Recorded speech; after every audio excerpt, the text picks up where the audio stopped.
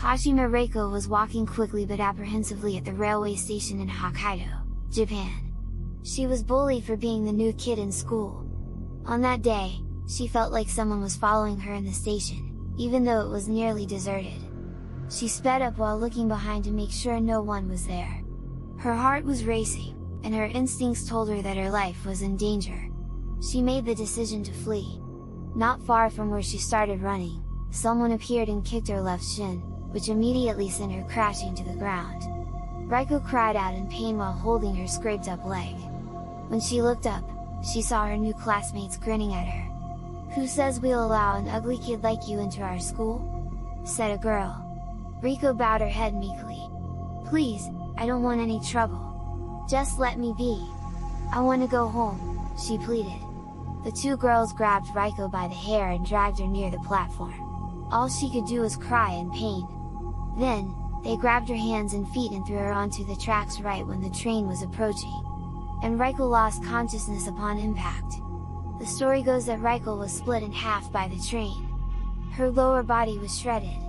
The violent nature of her death turned her into an onryo, or vengeful ghost, known as the Teke Teke. Teke Teke took the lives of the two girls who bullied her by splitting their bodies in half. It is said that the name comes from the sound of her nails clawing on the ground as she chases her victims. This is the story of how I came to know about the Teke Teke.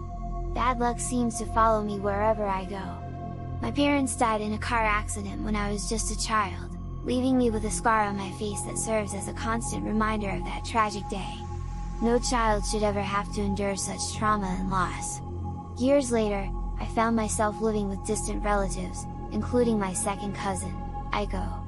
Initially, Aiko was welcoming. We were the same age, attended the same classes, and I hoped this arrangement would be more permanent. But everything changed when her boyfriend, Akira, introduced himself to me. Aiko's demeanor shifted instantly to one of jealousy, and she began to distance herself, only interacting with me to remind me of the favor she had done by taking me in. One day, after school, Akira approached me, offering to carry my heavy bag and walk me home, citing the dangers of walking alone at night. As we talked, Aiko appeared out of nowhere, snatching my bag and emptying its contents onto the ground. Among the scattered items was a cherished photograph of my parents. Akira picked it up, asking about them, but before I could answer, Aiko tore the photo to pieces, making a cruel remark about my appearance. I was devastated. Akira tried to help me gather my belongings, but Aiko called him away. From that day on, I did my best to avoid Aiko, even though we lived under the same roof. Time passed, and I tried to move on. I made friends and joined clubs, including a creative writing club, which I was particularly excited about. To my surprise, Akira was also a member. He approached me during one of the sessions, apologizing for Aiko's behavior and expressing his own interest in writing. I couldn't help but feel drawn to him, but I was also wary of Aiko's reactions. One day, after our club meeting, some classmates warned me about a rumored murderer in the area. Several girls my age had gone missing, last seen near the railway station. Akira offered to walk me home, but I declined, fearing Aiko's wrath. As I made my way to the railway station, my thoughts were consumed by Akira. Despite the danger, I couldn't help but think about our shared interests and the stolen glances I had caught him giving me. The station was eerily quiet, and I quickened my pace, hoping to get home safely. Little did I know, my encounter with the legend of the Teke Teke was just around the corner. After stepping onto the train platform, I felt a sudden, sharp pain at the back of my head, followed by the shattering sound of glass.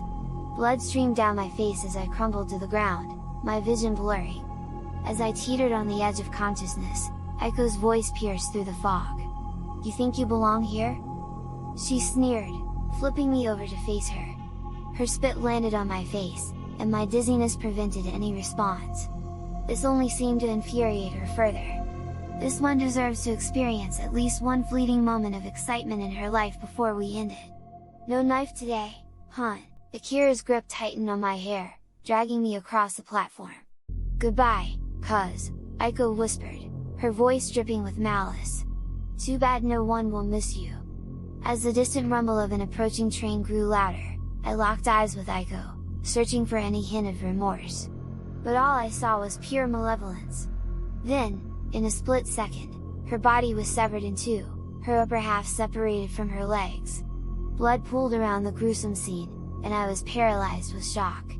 The scythe clattered to the ground as Teke Teke began her approach. Her mode of movement was unlike anything I'd ever seen. Instead of walking, she clawed her way across the floor, each scratch producing a peculiar sound that echoed throughout the station. Teke Teke! Teke Teke! It seemed a whisper. She came to a halt just a breath away from me, her fingers cold and firm as they gripped my face. Looking into her eyes, I was taken aback by the depth of emotion I saw. There was pain, anger, but also a glimmer of the person she once was. The chill of her touch was intensified as she ran her tongue from my chin to my forehead, leaving a trail of cold dread. Her attention shifted to Akira, who had been paralyzed with fear. As he tried to retreat, a sinister smile spread across her face. In a swift, fluid motion, she lunged at him. Despite his attempt to escape, she was on him in an instant, her claws digging deep into his neck. Blood poured out, staining the platform. But she wasn't done. She continued her assault, tearing into him until his torso was gruesomely separated from his legs. The horror of the scene should have evoked sympathy, but all I felt was a strange sense of detachment. Perhaps it was the shock, or maybe deep down, I believed they had gotten what they deserved. She turned to me one last time, her gaze inscrutable. With a fleeting smile, she vanished into the shadows of the station. Only after this happened did I learn about the Teke Teke urban legend. I will be eternally grateful to the Teke Teke for saving my life that day.